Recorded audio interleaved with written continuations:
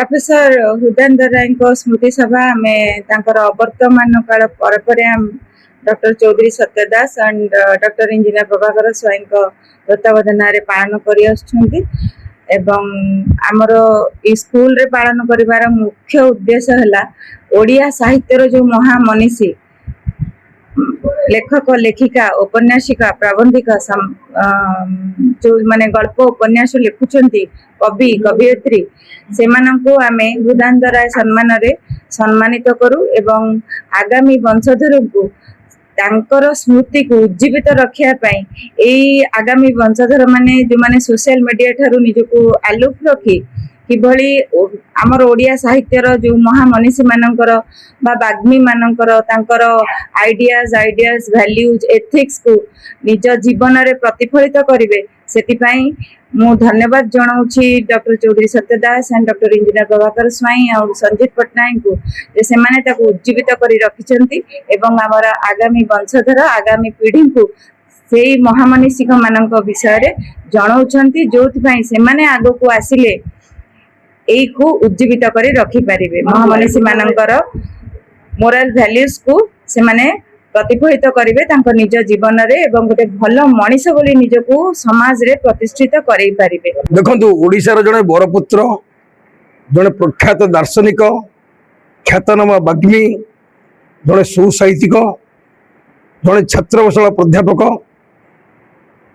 तांकर ख्याति समग्र ओडिसा रे भारत वर्ष रे बद्ध परिव्याप्त सी मत नहीं आज की 15 वर्ष तले प्रोफेसर प्राणकृष्ण परिजा स्मृति परिषद रे संपादक भाव नियुक्त करथिले सार थे सभापति थरे गोटे कार्यक्रम रे डॉक्टर देवबंधु शास्त्री स्मृति परिषद कार्यक्रम होता सार मुख्य अतिथि थे से मत कही सत्य तुम जमी डॉक्टर शास्त्री करुच कार्यक्रम अवर्तमान प्रत्येक मंच मोर से मो पर कर सार आप भगवान करुत आप 100 वर्ष बंचतु तेणु कथा को अमर बाणी भावी देहत्याग पर प्रति वर्ष कार्यक्रम होची आज की पूरा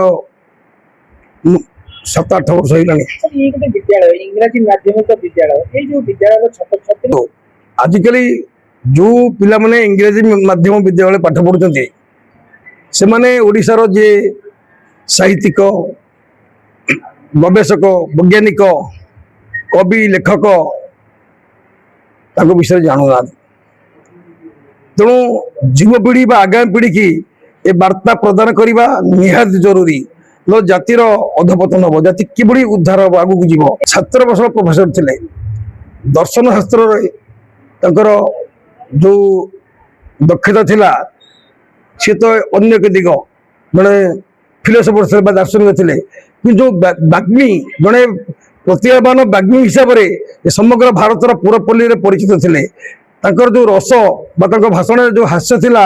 गभीर चिंता और चेतना थिला वास्तव में पिला माने जानिबा निहाती जरूरी। निश्चित भाव में आज साहित्य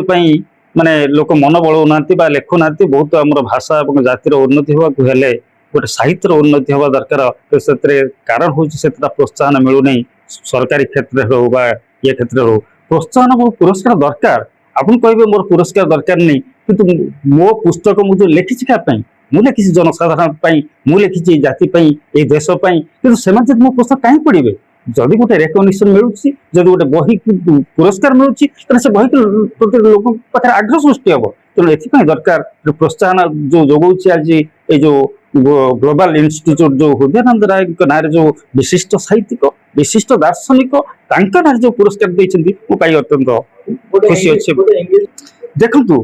भाषार विकास हम से कौ जो ओडिया भाषा आम लिखीचु मोर अनेक साहित्य इंग्लीश रे हिंदी रे अनुवाद होती तेणु भाषा भाषा भितर गोटे समन्वय रक्षा करने आपको भाषार उन्नति होबार अच्छी एवं भाषा साहित्य विकास हेले केवल गोटे भाषार विकास हुए नहीं एवं अन्य भाषा संशोधन जाए कारण ये भाषार एमती संशोधन प्रक्रिया अच्छी से गोटे भाषार अनेक भाषा को संशोधित हो जाए और विश्व भाषा साहित्य